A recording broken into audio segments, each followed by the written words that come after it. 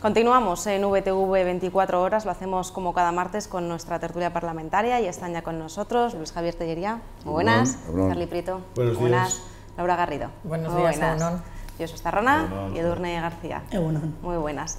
Bueno, vamos a hablar de que este pasado fin de semana el líder de Ciudadanos, Albert Rivera, insistió en su segundo acto de la plataforma España Ciudadana, que tuvo lugar en Málaga, su propuesta de una nueva ley electoral que excluye a los partidos que no obtengan un mínimo del 3% nacional para estar en el Congreso, y esta medida que propone Rivera se enmarca en una reforma constitucional que solo debe hacerse, dice Rivera, para garantizar la unión de los españoles y no para dar privilegios a los separatistas.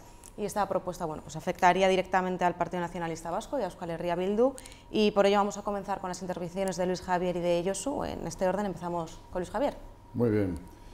Bueno, si no fuera porque en el fondo da pena y me parece dramático, pues daría risa lo que ha dicho, ¿no? Lo que pasa es que este señor, que se ha quedado absolutamente descolocado con el nuevo gobierno que se ha organizado en Madrid, donde él esperaba unas elecciones rápidas y las encuestas le daban, la demoscopia le daba, bueno, teóricamente buenos resultados, pues se ha quedado descolocado y no sabe cómo entrar en el ambiente, ¿no? Pero la propuesta es absolutamente irracional, porque no sé cómo, además, no sé cómo lo quiere concretar, porque la circunscripción electoral, lógicamente, suele ser de ámbitos más o menos pequeños para que los elegidos, independientemente de que sean de distintos partidos, representen los intereses de esos grupos sociales que viven en el Estado español. Es la provincia, bueno, pues puede parecer razonable, podría ser la comarca o podría ser un grupo de pueblos, pero entonces hay que elegir los que más votos obtienen ahí.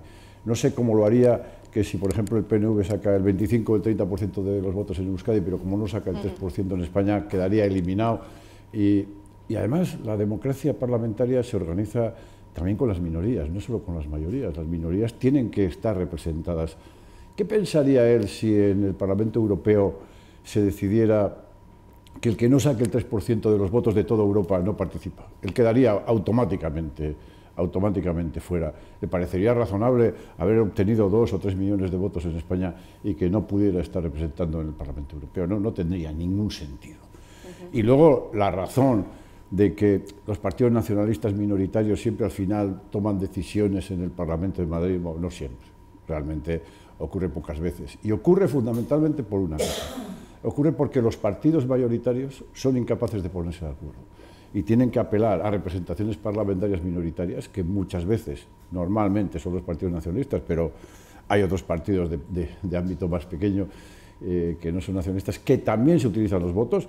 Mariano Rajoy, para aprobar los presupuestos, tiró de Foro de Asturias, del PAR, de los Canarios, de un elenco que representan intereses de esos territorios, de esas provincias, y bueno, pues tira para adelante. En el fondo, una butad para seguir llamando la atención en los medios de comunicación porque ha perdido cancha, y una butad porque está proponiendo algo que es absolutamente antidemocrático, que es no contar con la representación de zonas del Estado español que votan de una manera importante a determinados partidos y los elimina del sistema. Eso no es democracia. Gracias. Josu. Comparto plenamente la valoración que ha hecho Luis en este sentido. Yo creo que simplemente esto corresponde a que Ciudadanos ha quedado fuera de juego político con el cambio de gobierno. De alguna manera se fortalece otra vez ese duelo que había del bipartidismo, como habíamos conocido hasta la fecha en el panorama político español. En ese sentido, pues bueno, volvemos a ver lo más caduco, lo más extremista de lo que es ese españolismo y esa recentralización antidemocrática que pretenden algunos, y arañar votos en lo que es España a costa de, pues bueno, de nacionalismos o de sensibilidades de aquellas naciones sin Estado, ¿no?, que están dentro, o que nos encontramos dentro de la península. Y bueno, pues en ese sentido, simplemente eso, comentar que es esa España grande y libre, o esa España una y no 51, lo que pasa es que, bueno, vestida ahí pues de modernidad, muchas veces con propuestas de este calado que seguramente corresponden más a propuestas que hasta ahora venían haciendo grupos minoritarios, casi rozando el fascismo, y en ese sentido simplemente, pues bueno, decir que Ciudadanos a día de hoy, por lo menos aquí en Euskadi, no existe, es inexistente. Creo que tiene un concejal en lo que es toda la comunidad autónoma vasca, y por lo tanto espero que también los vascos y las vascas y los vitorianos y vitorianas en su justa medida sepan valorar también que este tipo de propuestas pues evidentemente van en contra de nuestros intereses. Vamos a continuar con Charlie. El sistema electoral en España, hay que recordar que y se inicia cuando se hacen las primeras elecciones legislativas, y es un sistema electoral que en aquel momento, entre otras cosas, además de estar copiado de otros sistemas electorales de democracias europeas, estaba pensado para reforzar mayorías y se hacía fundamentalmente porque había una enorme inflación de presentación de candidaturas.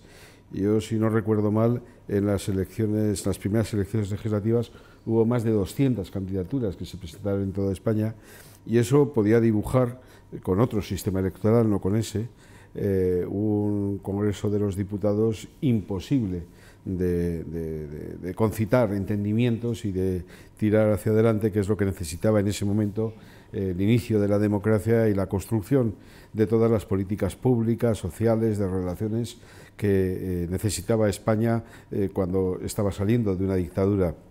Desde entonces, efectivamente, no se ha modificado, y muchas veces el sistema electoral ha sido objeto de debate y de propuesta para su modificación, y puede haber razones para plantear esas modificaciones, pero yo creo que en ningún caso esas razones tienen que ser las de perseguir ninguna ideología. Rivera, cuando hace este planteamiento, esta reflexión, lo hace pensando y lo concreta en perseguir ideologías democráticas con las que podemos tener distancia o diferencia, pero que están perfectamente insertadas en nuestro sistema democrático, y por lo tanto el sistema electoral no está para perseguir a nadie, para aislar a nadie, sino que el sistema electoral está en todo caso para cohesionar y para vertebrar una representación política plural, con una ideología plural en el conjunto del país, y no hay nada mejor que un Congreso de los Diputados en el que pueda haber representadas tantas fuerzas políticas como incidencia o importancia tienen esas fuerzas políticas en el gobierno, en la gobernanza del conjunto del país, que es un país descentralizado, que es un país con una cierta similitud al federalismo, donde comunidades autónomas y otro nivel también de las institucional, como son los ayuntamientos, tienen competencias y recursos importantes, y donde de alguna forma todo esto tiene que tener un cauce de expresión allí donde se hacen las leyes que afectan al conjunto del país, ¿no? Por lo tanto, en fin, lo de Rivera, pues lo de Ciudadanos cae de nuevo en una especie de persecución ideológica. Es lo que está haciendo desde hace mucho tiempo. A mí me parece muy mal cuando, por ejemplo, el gamberrismo de la burguesía catalana se dedica a desafiar la Constitución y las leyes del país. Me parece muy mal, y me parece exactamente igual de mal que cuando el gamberrismo de Ciudadanos se dedica a desafiar a los nacionalistas por el hecho de elegir una opción política que es la nacionalista. Por lo tanto, bueno, estamos en un momento en el que Ciudadanos quiere hacerse notar, sea como sea, porque ha perdido la oportunidad de ser parte de la regeneración política del país. Estuvo del lado del Partido Popular fundamentalmente en la moción de censura. El gobierno la ha colocado con el pie cambiado, el nuevo gobierno, y lejos de ser un partido que su influencia la utilice para mejorar el sistema público de pensiones, o para hacer una reforma laboral en condiciones, o para sacar adelante cualquier otra de las políticas que afecta a la mayoría de la ciudadanía y que quieren que tengan modificaciones, pues se dedica a este tipo de cosas de entretenimiento que quizás le entretengan a él, pero que desde luego a nosotros no nos hace perder ni un solo segundo. Bueno, yo creo que en política es importante no moverse en el corto plazo, ¿no? Y sobre todo movido más por las posibles encuestas electorales que en determinado momento le pueden proporcionar a un partido. Este tema no es nuevo. Es un tema recurrente para Ciudadanos, ya lo ha planteado y lo planteó a principios de año. Y yo en principio, en primer lugar, lo que recalcaría es que bueno, la ley electoral es una ley orgánica, por lo tanto requiere unas mayorías cualificadas, no solo para su aprobación, sino también para su modificación. Es una ley, por lo tanto, que requiere y que necesita y que detrás conlleva un gran consenso, un gran acuerdo, ¿no?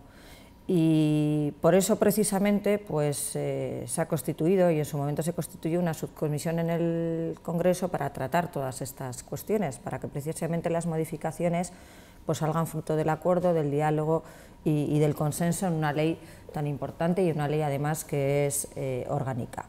En ese sentido, bueno, nosotros cuando se planteó esta subcomisión en el Congreso, creemos que hacer ahí un planteamiento más ambicioso y más amplio que una cuestión puntual que le puede convenir a un determinado partido político. Sin duda, bueno, yo creo que es importante poder poner encima de la mesa el tema de la proporcionalidad, pero nosotros, por ejemplo, pues sí hemos puesto cuestiones que creemos que son importantes, como es el tema de la lista más votada. Nosotros hicimos una propuesta concreta y que los candidatos a alcalde fueran aquellos que sacaran un 35%, con 35% de los votos y 5 puntos de distancia sobre el segundo, automáticamente se pudiera ser proclamado alcalde, o con el 30% y 10%, y si no, también la posibilidad de un sistema de doble vuelta.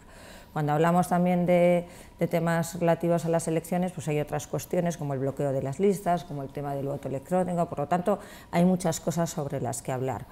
Yo sí que coincido con lo que se ha dicho aquí, en que quizás esta propuesta que obedece más a que se la acaba de sacar otra vez nuevamente de la chistera a Ciudadanos, porque ya digo, la sacó en su momento, la guardó en el cajón y ahora la ha vuelto a recuperar, pues obedece quizás más a su propia situación de que está fuera de juego en este momento de la política. Hay que recordar que bueno, pues su estrategia cortoplacista pues le ha fallado, sobre todo teniendo en cuenta que ellos querían unas elecciones.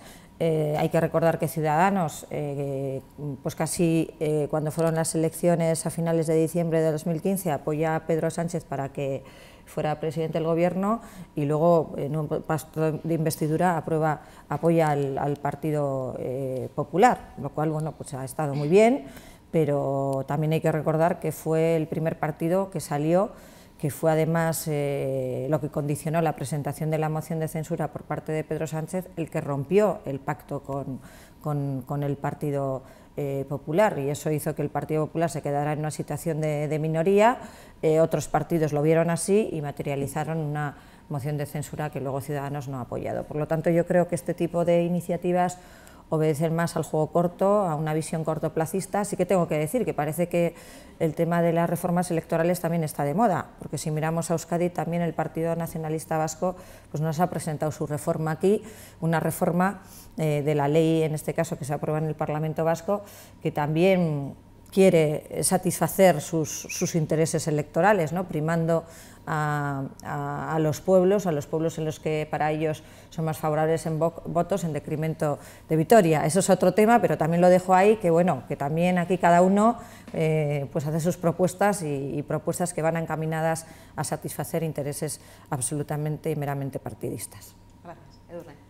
Estoy de acuerdo con la mayor parte de lo que se ha dicho aquí. Es evidente que Albert Rivera lleva unas semanas desconcertado al no tener el foco mediático bueno, pues, y el foco político en su partido, y esta situación le lleva a proponer iniciativas excluyentes y antidemocráticas que muchas veces responden a una ceguera por su parte al no reconocer y ver que España es un Estado plurinacional donde conviven diversas ideologías, y él parece que sigue sin verlo.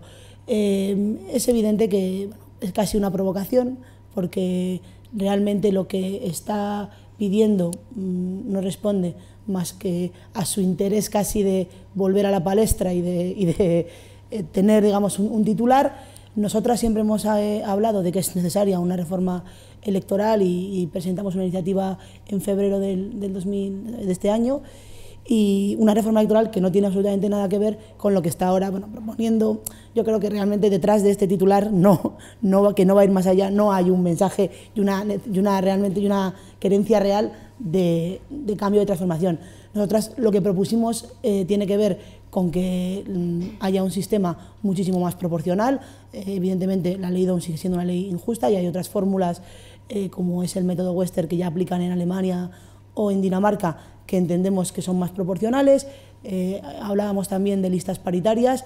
Creemos que una sociedad donde las mujeres somos la mitad de la sociedad tiene que estar representada en la Cámara, en este caso en el Congreso, como sí pasa, por ejemplo, en la Cámara Vasca, que esta legislatura hemos sido por primera vez las mujeres mayoría que los hombres, y esto no debería ser noticia, sino que debería estar normalizado.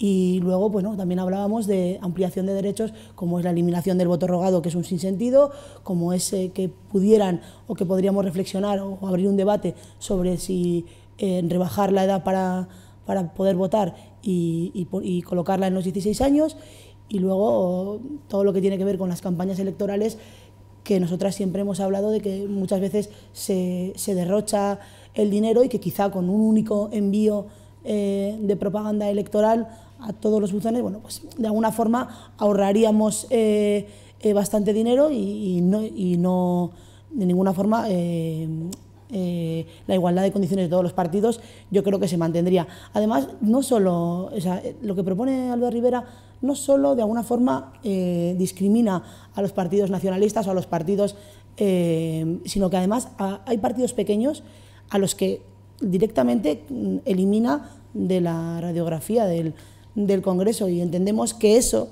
sí que es seguir blindando un bipartidismo ante el que Albert Rivera se ha manifestado a veces, bueno, pues con ganas de cambiar ese sistema. Creemos que no es coherente con lo que otras veces se ha dicho y que es una pataleta más del líder de Ciudadanos. Gracias. Bueno, sí, no, claro. Es que a mí, mi amiga Laura, no hay manera. Es que estás todo el día, aprovechas cualquier río que pasa, lo conviertes en Pisuerga y lo pasas por Valladolid. Y no puede ser. No se puede comparar la modificación propuesta por Ciudadanos, que quiere eliminar a los partidos que no sean el 3% a nivel del Estado, con una propuesta que sale de las cuadrillas de Álava, que dicen, oiga, nos gustaría también tener nuestra pequeña representación en Juntas Generales, lo cual es legítimo, y lo cual puede distorsionar algo el actual porcentaje de peso del voto sobre el juntero, exactamente lo mismo que pesa distinto un voto en Álava que otro en Vizcaya, porque en el Parlamento Vasco todos los partidos hemos decidido que tengamos la misma representación parlamentaria, aunque porcentualmente sea diferente entre territorios. ¿Por qué? Porque efectivamente las elecciones están hechas para que los intereses de determinadas gentes estén representados. Y aquí hay cuadrillas que no tienen representación, y esas cuadrillas están pidiéndolo. ¿Que eso va a restar el porcentaje de voto en Vitoria? Pero si todos hemos dicho que todos andan enredando en reformas electorales. Lo que no se puede hacer, Laura, es comparar una reforma electoral que sale de las propias cuadrillas de Vitoria diciendo, oiga, nos gustaría tener un juntero en Juntas Generales, a decir, oiga, elimínense todos aquellos partidos que a nivel de España no son el 3%, por tanto, PNV, Esquerra Republicana, PDeCAT, PAR, los Canarios, Asturias, Navarros, fuera, y nos quedamos solo los grandes. No tiene absolutamente nada que ver. Otra cosa es que quieras aprovechar el viaje, está muy bien, pero no enredes tanto. Céntrate en lo que estamos hablando, que es Ciudadanos y su propuesta, y otras cosas. Si nos hubiese preguntado sobre otras cosas, debatiríamos sobre esas cosas, pero intentar mezclar y confundir al que está viendo la televisión, pues no me parece lo mejor. Pero bueno, con el buen rollito de que ya estamos, parece que empieza a subir la temperatura, pues vamos a dejarlo ahí.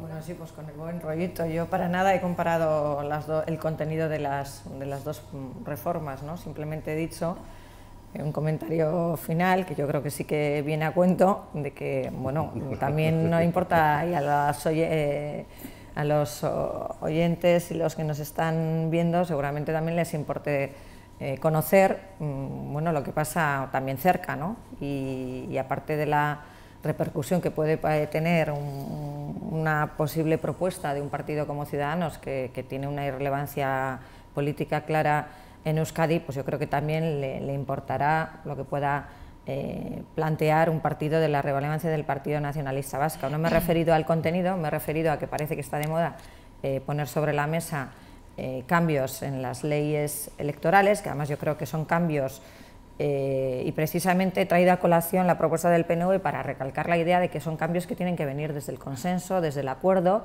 y no muchas veces con planteamientos más bien de tipo absolutamente partidista. Y yo sí entiendo que cuando el Partido Nacionalista Vasco hace esta propuesta, pues trata de satisfacer sus intereses y además de plantear una propuesta en base a unos términos que creo, por las manifestaciones de los distintos partidos, pues que no ha tenido buena acogida y que prácticamente pues todos lo hemos entendido de la misma forma. Al final, donde hay tres circunscripciones, se trata de sacar una circunscripción en cada cuadrilla y precisamente son los terrenos más favorables al voto del Partido Nacionalista Vasco. Pero vamos, sin ningún ánimo de polemizar, pero yo creo que los hechos y las realidades los oyentes la tienen que conocer, y además yo creo que eso es un ejercicio de transparencia, saber lo que planteamos cada una para luego poder opinar y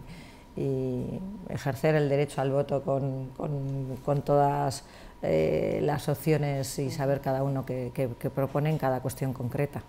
¿Yosu? Sí, de manera muy breve, porque sí que es verdad que yo creo que hay que hacer una diferenciación y además me parece que para los televidentes y las televidentes es muy importante que lo sepan. Yo creo que la raíz y los motivos por los cuales Ciudadanos plantea esta modificación electoral del 3% son muy claros y son la aniquilación de ciertas ideologías, ¿no?, y de expresiones políticas minoritarias o más pequeñas en el conjunto del Estado. Creo que Esquerra Republicana es el partido no estatal que mayor representación tiene y llega al 2,7%. ¿Por qué no ha planteado un 4%? ¿Por qué no ha planteado un 2%? Porque directamente está muy medido ese porcentaje de cara a aniquilar a Esquerra Republicana, PDeCAT, PNV, H. Bildu, etcétera, ¿no? Entonces, bueno, esa es la raíz de la modificación o el motivo de la modificación propuesta por Albert Rivera y Ciudadanos, pero sin embargo el de las cuadrillas es diferente. Hay una demanda por parte de las cuadrillas aquí en Álava de tener una representación que sea más equilibrada, porque es verdad que Vitoria-Gasteiz tiene un peso importante en la provincia de Araba, en el territorio histórico de Álava. Lo que pasa es que no está siendo representado proporcionalmente el peso de las diferentes cuadrillas. Y es más, EH Bildu ha puesto su propuesta también encima de la mesa, y para que veas que no son propuestas que yo creo que los partidos vascos somos más responsables y serios que muchos de los partidos que tenéis sede en Madrid, hemos planteado una propuesta desde Euskal Herria Bildu en la cual sale reforzado el PNV, por ejemplo, más que en su propia propuesta. Por lo tanto, la raíz... es que estáis muy juntitos, igual... No, pero la raíz y las causas de la modificación responde a demandas de las propias cuadrillas y responde realmente a hacer justicia con la gente que vive en los pueblos de Álava. Lo que pasa es que hay que recordar, yo creo que indudablemente, vale, se puede buscar fórmulas más proporcionales, pero hay que recordar que Vitoria representa el 80% de lo que es Álava, y que con la fórmula que estaba y que funcionamos y que es la que se contempla en la actual regulación, bueno, pues había un consenso, ¿no? Y parece ser que algunos partidos pues queréis abrir un debate, que me parece muy bien. Como bien indicaba Luisja, Vizcaya tiene ¿cuánto más de población que Álava? Ya, bueno, pero eso también fue en su momento fruto de un consenso y un acuerdo. Quiero decir que cuando hay un acuerdo, si se pueden cambiar, pero buscando también un acuerdo amplio en temas además que son enormemente acuerdo y la búsqueda del accesibles. consenso están las raíces y la propuesta de modificación y el porqué, y eso es simplemente ya, lo que pero de momento en las diferente. propuestas vuestras, pues hay varios partidos que no solo el Partido Popular, nos hemos posicionado en contra, ¿no? Eso también pues será por algo. Atendiendo a intereses partidistas, porque saléis con menos representación. Esos son los intereses partidistas en esta modificación. Charlie, sí. No hay ningún sistema electoral que esté pensado para que estén representados los colectivos, los territorios, los grupos de interés, etc. El sistema electoral no es para eso. El sistema electoral es un sistema electoral para que concurran a través de él, para representar al conjunto de la ciudadanía, los partidos políticos o las asociaciones o agrupaciones que, cumpliendo una serie de requisitos, puede presentarse a las elecciones. Cuando alguien obtiene una representación en una Cámara, sea en el nivel que sea, lo hace, se supone, para defender el interés general de la población a la que representa, porque si en el Congreso de los Diputados tuvieran que estar representados todas las ciudades, todos los pueblos, todas las comarcas, todas las comunidades, en fin, aquello sería imposible. Con 350 no daría, tendrían que ser probablemente 35.000 o igual 350.000, y eso tampoco sería posible.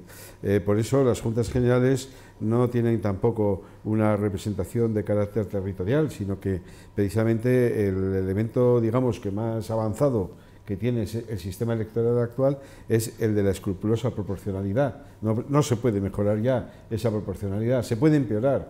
Es decir, cada zona cada circunscripción elige en función del número de habitantes que tiene, con una regla de 3 absolutamente proporcional, y lo que se quiere es hacer inversamente proporcional en favor de algunas cuadrillas. Bueno, esto no tiene ningún sentido.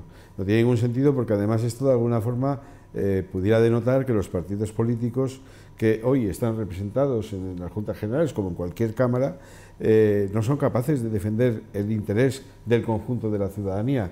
Bueno, podrían pensar los pensionistas que piensan de una forma, los de otra y los de otra, que también como pensionistas, como trabajadores pasivos, como personas que están ya en un segmento de la ciudadanía que tiene que velar por sus intereses, pues también tuvieran una representación. Y también los autónomos, y también los funcionarios, y también las mujeres, y también los jóvenes, y los cantantes, y en fin, es que es absurdo esto. Normalmente se utilizan argucias para defender a veces lo indefendible. Yo creo que el sistema electoral hay que defenderlo en reglas, no en representaciones de aquí o de allá, sino en reglas. Y las reglas siempre son mejorables. Y efectivamente la regla de la igualdad de género, pues obviamente es una regla de verdad, porque esa sí atiende a una realidad de la población. Y la regla de la proporcionalidad es otra. En fin, puede haber muchas más, pero desde luego no la de querer representar en las cámaras a los colectivos, a los grupos, porque eso sería totalmente imposible. ¿Quieres añadir algo? No, es evidente que es necesario un debate en profundidad que ahora se ha abierto, porque sí que es verdad que la iniciativa que ha presentado en Juntas Generales de Araba el Partido Nacionalista Vasco, bueno, pues sí responde a una petición de los propios concejos, pero también esconde, bajo nuestro punto de vista, un interés partidista. Creo que tenemos que llegar a ser capaces a la mayor representatividad posible dentro de, en este caso, del territorio, ya no solo con las listas paritarias, sino que cada municipio se vea representado y de alguna forma, no concretamente, sino que seamos capaces no solo de ser gasteizcentristas, que es verdad que muchas veces en el propio territorio lo somos, pero que parta de un acuerdo que yo creo que a partir de septiembre será un tema que debatamos mucho y que ya han comentado otros portavoces que hay iniciativas sobre la mesa y creo que tenemos que llegar a un acuerdo. Bueno, gracias. Bueno, vamos a cambiar de tema porque, como ya os comentaba, esta es la última tertulia hasta después del verano y vamos a hacer una valoración de todo lo que ha sucedido en torno a los presupuestos generales del Estado de este año. Ayer el Pleno del Senado aprobó el texto del proyecto con la incorporación de 44 enmiendas del Partido Popular y el Partido Aragonés, con 155 votos a favor frente a 28 en contra y 60 abstenciones, de los que tenéis aquí representación. Partido Popular y Partido Nacionalista Vasco votaron a favor, Bildu y Unidos Podemos en contra y Partido Socialista se abstuvo. Y finalmente las enmiendas presentadas por el PP, cerca de 31 millones son los que van a detraer de lo que se iba a invertir en el País Vasco y de los cuales 26,6 millones de euros corresponden a Lanbide, al Servicio Vasco de Empleo, y la aprobación de este texto con variaciones supone ahora que las cuentas tengan que volver al Congreso para su aprobación y Pedro Sánchez tenga que buscar pues los apoyos necesarios para que salgan adelante. Vamos a comenzar con la intervención de Laura. Bueno, pues yo quiero recordar en el escenario concreto en el que se aprobaron inicialmente los presupuestos en el Congreso, fruto de unas negociaciones complejas, pero yo creo que satisfactorias al final, teniendo en cuenta que ese acuerdo concitaba 7 partidos, ¿no? Y yo creo que poner en valor pues esas negociaciones con el anterior presidente del Gobierno a la cabeza, Mariano Rajoy, Cristóbal Montoro también como ministro de Hacienda, que posibilitó además sacar unos buenos presupuestos en lo que se refiere a inversiones, en lo que se refiere a gasto social, cuestiones que se han podido hacer en este momento, en un momento de consolidación de la recuperación económica y que no se pudieron hacer al principio de la legislatura en los presupuestos anteriores, y por lo tanto en ese sentido yo creo que eran unos buenos presupuestos, y ya digo, así lo entendieron además muchos grupos con representación parlamentaria. Mirando a Euskadi, yo creo que también se han hecho unos buenos presupuestos. Hay inversiones que ya se contemplaban en el proyecto de presupuestos, que no venían vía enmiendas por parte del Partido Nacionalista Vasco, como son las inversiones pues más importantes en relación con el tren de alta velocidad. Además, cabe suponer que cuando el pasado ejercicio se llega a un acuerdo sobre esta infraestructura, no es un acuerdo puntual, sino que es un compromiso de una inversión plurianual que se va a ejecutar y con un compromiso presupuestario en los sucesivos presupuestos, como así se ha materializado en el propio proyecto de presupuestos. Las enmiendas del Partido Nacionalista Vasco concretamente eran 80 millones, de las que se aprueban inicialmente 40 millones. Se ha habido algún cambio en el Senado, pero quiero decir que la partida de Lanbide no se ha tocado ninguna partida de inversión y en ese sentido no se ha perjudicado los intereses de los vascos, porque ahí está también las inversiones relativas al aeropuerto de Foronda, a la depuradora del Alto Nervión, otras inversiones también que tienen que ver con regadíos, con cuestiones importantes para los ciudadanos vascos. Pero sí me voy a detener un momento en lo que es la partida de Lanbide, que más bien es una subvención de Hobetuz. Era un dinero que iba destinado a tapar un agujero que correspondía a abonar al gobierno vasco en base a una mala gestión, es gasto corriente, que ellos tenían una subvención para destinarla a dinero de los parados, se destinó a otra cosa y en función de una resolución judicial, pues tenía que abonar ese dinero, esos 26 millones de euros que se hace en esta negociación presupuestaria. Pues se le viene a hacer un favor al PNV y se le dice, bueno, pues una especie de condonación, una especie de, bueno, pues ponemos ese dinero en los presupuestos y ya pues tú te quedas, pues no estás obligado a abonar esa cantidad que tenías que abonar. Pero digo, no es un dinero de inversión de Lanbide, es un dinero que el gobierno vasco tenía que abonar al gobierno central fruto de una mala gestión, de un dinero precisamente destinado a la formación de los parados. Bueno, sí que es paradójica la situación, ¿no? Que un partido como el Partido Socialista, que vota en contra de los presupuestos, que los descalifica, que parece que además eran unos presupuestos antisociales, pues al final pues es el partido que va a tener que ejecutar esos presupuestos tan antisociales, ¿no? Bueno, pues estas cosas tiene la vida, estas cosas tiene la política, y esperemos que haya una ejecución adecuada de estos presupuestos, sobre todo mirando hacia el País Vasco, porque creo que nos jugamos mucho y es que hay inversiones comprometidas que es conveniente que se hagan en plazo. Y en ese sentido, pues parece ser que, como pues, nosotros hemos denunciado en el día de ayer, pues había alguna reunión prevista por parte del Ministerio de Fomento que se ha suspendido, y nosotros ahí creemos que hay que pues, darle la prioridad a esta infraestructura que se merece, porque yo creo que para los alaveses, guipuzcoanos y vizcaínos, pues es una infraestructura estratégica que no se puede parar, y ese era el compromiso del Partido Popular, y así iba en los presupuestos. Y ya digo, iba en el proyecto de presupuestos y no iba a través de una enmienda del Partido Nacionalista Vasco. Sí, Laura tiene mucha razón en lo que dice. La verdad es que ha hecho una intervención brillante.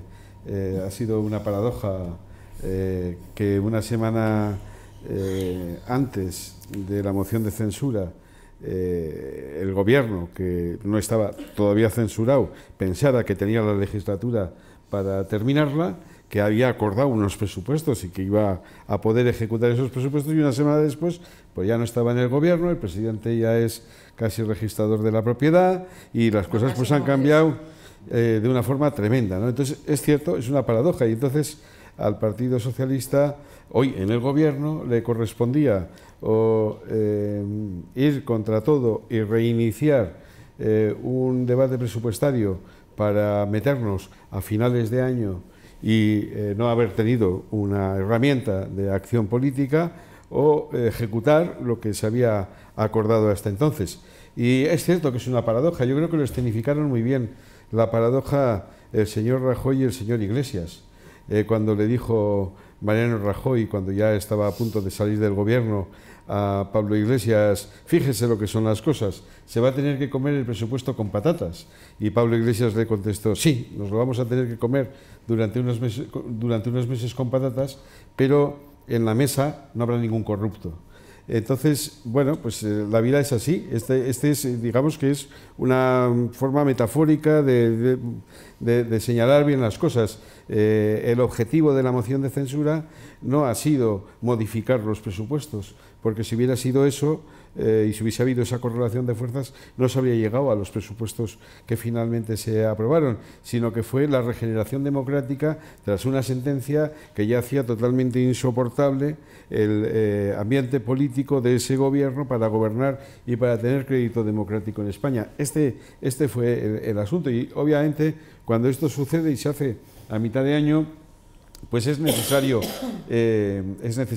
y de alguna forma hacer componendas y bueno, pues intentar arrancar con lo que se tiene, con lo que se puede.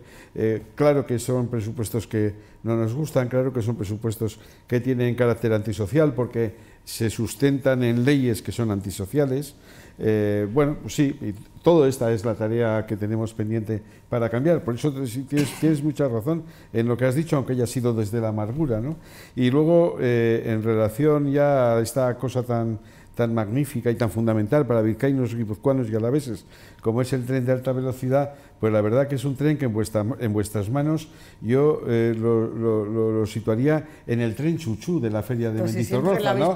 Porque el último acuerdo que yo recuerdo solemne a más no poder, con fotos a tutiplé, con todo el Partido Popular haciendo romerías por Álava, Vizcaya y Guipúzcoa para decir que el tren de alta velocidad llegaba, fue uno que se hizo de acuerdo con el gobierno vasco para que llegara en el 2019. Estamos en el 2018 y se hizo otra solemnidad para el 2023. En fin, el Partido Popular, en todo caso, es experto en haber retrasado esta obra durante años y años y años. Pero bueno, es cierto que vuestro criterio político en la vida con las inversiones es más bien la del tren chuchú, y en ese sentido también habéis acertado. Vamos a ver si ahora metemos la alta velocidad y dejamos un poquito lo de los globitos y lo de darle la cabeza y el free vosotros que tenéis, y ahora os gusta a vosotros. A mí me gustaría que vosotros ha habido un gobierno de Patxi López y yo no vi grandes inversiones para el tren de alta velocidad en Euskadi. Pues se multiplicaron por 10 las que había. Pues luego no se ejecutaron. ¿Dónde estarías tú siendo parlamentaria? Pero luego no se ejecutaron. Y bueno, y no voy a hablar de cuando el señor Blanco era ministro de Fomento, que se paró todo. Y eso de la regeneración democrática está muy bien. Ya me voy a fijar en la regeneración democrática cuando lleguen las sentencias del ERE, ya te los recordaré. Fíjate. Vamos con Javier. Bueno, no voy a recuperar todo lo de los presupuestos, pero lo mismo que efectivamente puede haber una contradicción en no haber aprobado unos presupuestos y luego tener que gestionarlos, pero ahí sí que no queda otra solución. Si quieren que siga el tema adelante, eso es obvio, eso no... la contradicción más grande es aprobar unos presupuestos, decir que son los mejores que uno puede hacer y a la semana siguiente empezar a enmendarlos, el mismo partido. Eso sí que no tiene ningún sentido. Es decir, si las partidas de investigación de 10 o 11 millones y las partidas para la ANVIDE de 26 son útiles el viernes, no pueden ser inútiles el lunes. Sí que ocurre ahí una venganza y además le sale inmediatamente, le sale al calor de que pierden la moción de censura, le sale al calor de ello, le sale vengarse el PNV. Otra cosa es que hay entre medias, en 2 días, en 48 horas, hay muchas conversaciones, decir, oye, no toquéis cosas que la ciudadanía vasca va a percibir como un castigo directo, como son las Foronda 24 horas, como es el arreglo de la plaza del antiguo Banco de España aquí en Gasteiz, como puede ser la depuradora del Alto Nervión o los regadíos. Eso hay una percepción directa, porque hay un beneficiario muy directo que son los ciudadanos y ciudadanas, y no tocan eso, tocan una especie de cosas como más etéreas, ¿no? Centros de investigación o las ayudas a la ANVIDE. Entonces, a partir de ahí, generarán las disculpas que quieras, pero contradicción, es decir, el viernes estos son los mejores presupuestos y enmendarlos el mismo lunes. Gracias. Vamos con Josu. Sí, sin más, constatar otra cuestión. A mí, por lo menos, la situación política española casi me produce hasta hartazgo ya. O sea, porque me parece que se plantea en un plano casi de poca seriedad. Es verdad que vivimos tiempos líquidos, donde las ideologías, donde los compromisos, etcétera, pues bueno, cada vez tenemos seguramente una sociedad más individualizada como consecuencia de la globalización, etcétera, pero es verdad que yo creo que la clase política vasca está a otro nivel que la política que estamos viendo en el Estado español. Eso como constatación, y creo que también se traslada en este debate.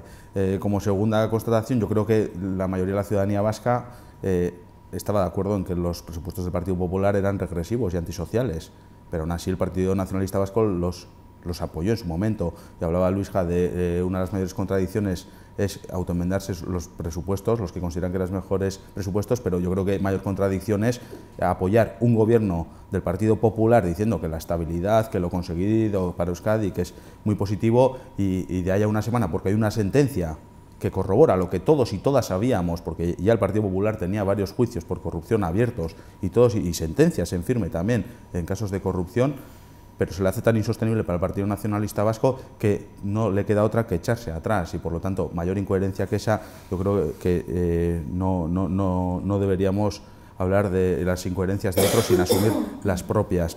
Eso por un lado.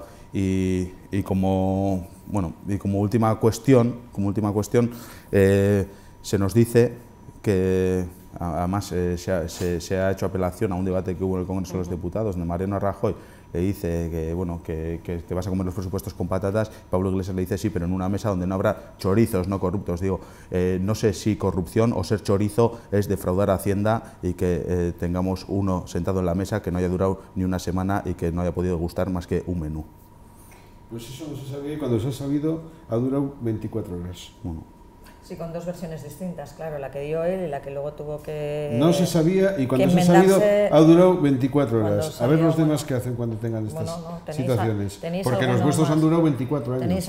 Expulsados del partido todos. Sí. Edurne. Mira, en Andalucía no sé si se han expulsado. El debate entre Charlie y Laura, que es siempre tan interesante, pero me gustaría opinar. Es evidente que nosotros nos hemos mantenido en la misma posición desde que los presupuestos fueron presentados. Son presupuestos completamente antisociales, que no responden a las mayorías sociales y a las necesidades que la gente está reivindicando día tras día. Es evidente también que las contradicciones en las que han incurrido tanto el Partido Nacionalista Vasco como el Partido Popular les lleva a esta situación que responde a que al final sus acuerdos y sus negociaciones solo son un intercambio de cromos y un mercadeo de derechos.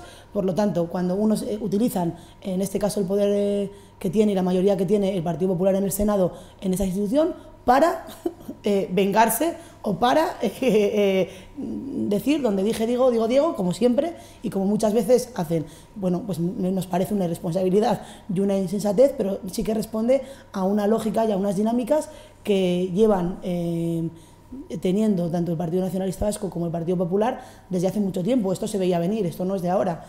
Cuando ha cambiado la situación y el escenario político a raíz de la moción de censura, pues los intereses cambian y entonces volvemos a hacer política respondiendo a los intereses partidistas en vez de a los intereses de la ciudadanía.